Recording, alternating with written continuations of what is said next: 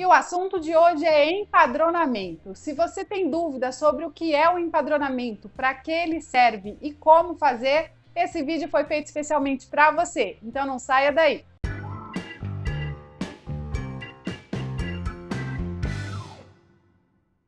Alô galera, beleza? Seja muito bem-vindo a mais um vídeo aqui do canal que fala tudo sobre a Espanha. Para quem ainda não me conhece, eu sou a Luciana e no vídeo de hoje nós vamos falar tudo sobre o empadronamento.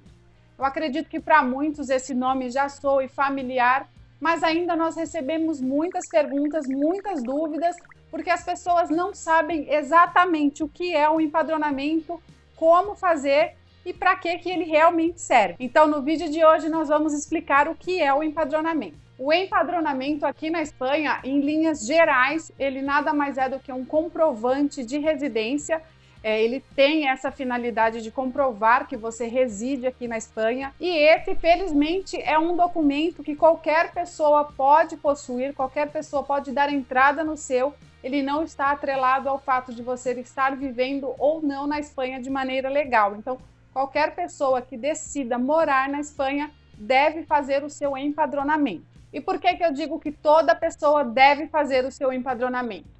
Nós recentemente fizemos um vídeo falando sobre o arraigo social, explicando todos os detalhes para dar entrada nesse trâmite e conseguir se regularizar. Então, um dos passos mais importantes e que você já deve fazer quando chega na Espanha é o empadronamento, porque é ele que vai dizer há quanto tempo que você está vivendo na Espanha. E para as pessoas que vão chegar na Espanha e vão dar entrada no visto, ele também é um pré-requisito. Então, assim, chegando na Espanha, já vá fazer o seu empadronamento. Como eu já falei lá no comecinho, ele é nada mais, nada menos do que um comprovante de residência e que ele é solicitado em tudo que você vai fazer aqui na Espanha.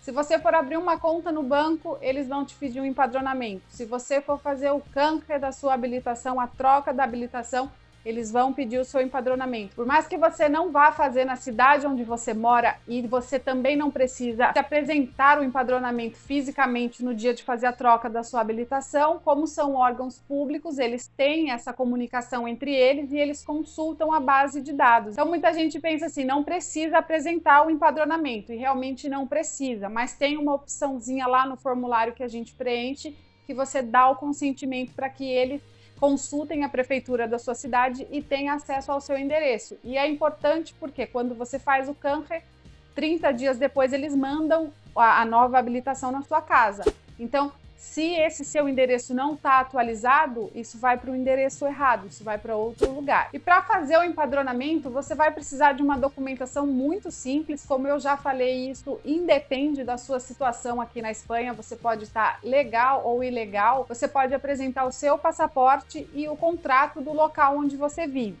E aí, para aquelas pessoas que locaram uma habitação, por exemplo, elas vão precisar pedir para o responsável da casa, a pessoa que tem o contrato no nome dela, que ela faça uma carta dizendo que você mora lá, porque como o seu nome não vai constar no contrato, essa pessoa precisa fazer uma carta dizendo que você mora lá. E aí, com o passaporte e essa carta, você já consegue fazer o seu empadronamento. E aí, no empadronamento, as informações que vêm são basicamente o seu nome completo, o endereço e desde que data que você está empadronado. Então, por isso que é importante você se empadronar assim que você chega, para as pessoas que já vão fazer o arraigo social, já ter isso contando desde o comecinho, para ela não perder nenhum dia lá na frente. Uma coisa que é muito importante vocês estarem atentos, principalmente para as pessoas que vão alugar um apartamento, se você tem intenção de alugar um dos quartos desse apartamento, é muito importante você estar atento às cláusulas do contrato. Por exemplo, no nosso caso, nós não nos atentamos, mas também é indiferente, porque assim, a gente não alugou um apartamento maior já pensando em alugar um quarto, a gente alugou um apartamento que era suficiente só para a nossa família mesmo, mas nós temos uma cláusula no nosso contrato que diz que nós não podemos alugar quarto para ninguém. Então, até se a gente decidisse alugar quarto para alguém, a gente não poderia fazer essa carta, porque essa carta vai acompanhado de uma cópia do contrato. Então, no nosso caso, se a gente fizesse a carta para alguém para dizer assim, olha, fulano mora aqui, com a cópia do contrato ia dar essa divergência, porque o nosso contrato diz que só, que o nosso apartamento é uma unidade familiar, que só pode morar uma família. Então estejam atentos às cláusulas contratuais, porque se você tem essa intenção, para você então ali na imobiliária falar, não, olha, eu tenho a intenção, tira essa cláusula, enfim, tentar negociar de alguma forma, porque depois pode ter problema. Outra dúvida que muitas pessoas perguntam é, e se eu alugar um Airbnb quando eu chegar? Eu já quero contar esse período da minha chegada, eu já quero me empadronar, como é que eu faço? Existem muitos proprietários de Airbnb que fazem essa carta sem nenhum problema, assim como existem muitos que não fazem. Então, o ideal é quando você estiver fazendo essa busca, essa procura aí do Brasil, estiver procurando um Airbnb para você ficar, já pergunta para o proprietário, você faz a carta para mim? É muito importante já ter isso alinhado com antecedência, porque você pode chegar aqui e simplesmente pedir e ele falar, não, eu não dou essa carta.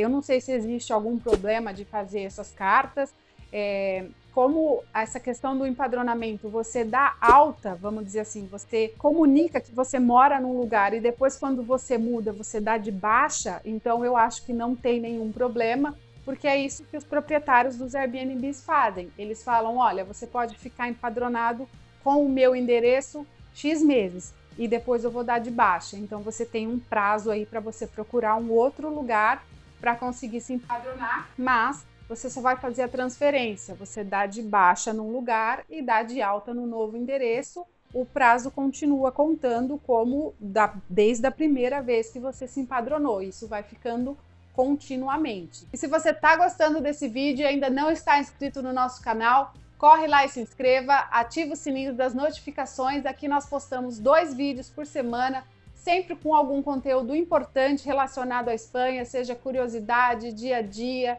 dicas, enfim, muita coisa que vai ser importante para você que tem vontade de morar aqui na Espanha. Então, se você ainda não está inscrito, corre lá e se inscreve. E se está gostando do vídeo também, deixe seu like. Outra dúvida que é muito frequente, que as pessoas perguntam bastante, por exemplo, eu preciso abrir uma conta no banco.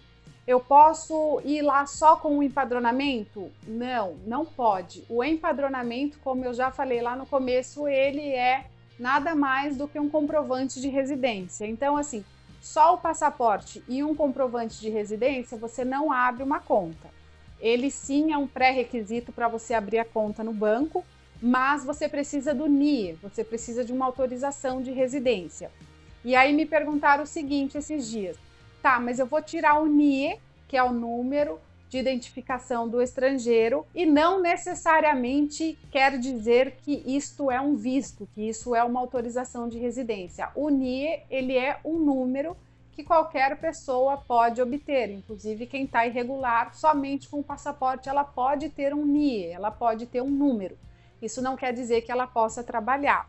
Então a dúvida dessa pessoa é, eu vou tirar esse NIE e vou ter um empadronamento e vou lá no banco abrir minha conta. Não vai conseguir porque o NIE, como eu falei, ele é só um número. Para você conseguir abrir uma conta no banco, você precisa ter uma autorização de residência e trabalho, ou só de residência, atrelada a esse número. Então tem que ser um número que conste a autorização de residência e não somente o número. Então, nem só com o NIE e nem só com o empadronamento você consegue abrir uma conta no banco. Para outra coisa que você também vai precisar do empadronamento é para solicitar a sua tarjeta sanitária. Então, quando você vai lá no postinho, a primeira coisa que eles vão te pedir também é o seu empadronamento. Esse empadronamento, geralmente, ele não pode ter mais de 3 meses de antiguidade e o empadronamento, ele é apenas uma folhinha, ele é uma folha normal com o nome e o endereço e a data desde quando você está empadronada naquele endereço. Abaixo, junto com a assinatura da pessoa que imprimiu esse documento para você, esse funcionário da prefeitura, junto vem a data que ela imprimiu. Então, a partir dessa data que foi feita a impressão, você tem 3 meses para utilizar esse empadronamento, seja onde quer que você precise utilizar ele, mas passados os 3 meses ele caduca, ele vence. Então, você vai precisar estar sempre indo lá na prefeitura, sempre que você precisar, pegar um novo. E aí essa questão de pegar um novo depende muito de cidade para cidade. Claro que nas cidades maiores, como é o caso de Madrid, você sempre vai ter que pedir uma cita para conseguir o que eles chamam de volante de empadronamento, aqui é chamado de volante. Então, para você conseguir esse volante, você precisa solicitar uma cita nas capitais, nas cidades maiores, ou se for uma cidade pequena, como é aqui em Alcorcón, precisa de cita, mas geralmente tem até para o mesmo dia ou para o dia seguinte. Você entra na página, você entra pela internet ou liga, pede uma cita, você fala que é só para um volante de empadronamento, geralmente no mesmo dia eles já falam que você pode passar lá para pegar. Mas estejam atentos, as pessoas que moram nas cidades maiores, tanto para pegar esse volante de empadronamento quanto para empadronar-se, pode ser que demore um tempo. Uma dica que a gente já deu num vídeo anterior é para aquelas pessoas que já sabem onde vão morar ou vão ficar na casa de um parente, ou seja, ela já sabe onde ela vai se empadronar, ela sabe que é uma cidade grande, então aí do Brasil você já pode ir solicitando a sua cita. No caso do Thiago, por exemplo, ele ia ficar na minha irmã mora em Madrid, e nós não sabíamos assim desse problema de cita. Quando ele chegou aqui em Madrid, que ele foi pedir a cita para se empadronar, a cita parece que era para depois de 28, 30 dias. Então, assim, se você chega e tem um pouco de urgência, se você tem pressa, que era como o caso dele, ele já queria chegar, fazer o empadronamento para poder dar entrada na autorização de residência dele, no certificado europeu, para ele já começar a trabalhar. Então, isso às vezes enrola um pouquinho. Então, se você já tem essa possibilidade, se você já sabe onde você vai morar, já dá uma entradinha na internet do ajuntamento dessa cidade e dá uma olhada na cita, porque aí, se for o caso, alguns dias antes da viagem você já deixa a cita marcadinha. Quando você chegar, é só se apresentar lá com toda essa documentação que eu falei e já se empadronar, você ganha um tempo, né? Bom, pessoal, eu sei que para muitos tudo aquilo que eu falei aqui não é nenhuma novidade, muita gente já sabia o que era o empadronamento e para que ele servia, mas como eu falei, muita gente pergunta, muita gente tem dúvida, e é aquilo, quando se trata de algo que é num outro país, é novidade, então nem todo mundo sabe, muita gente acaba só descobrindo quando chega aqui, muita gente nem faz porque nem sabia que era necessário e depois que descobre já é um pouco tarde. Então, assim, como o nosso intuito aqui, como o nosso objetivo é trazer todo tipo de informação que está relacionado com a vida aqui na Espanha, então essa foi mais uma dica aí para vocês.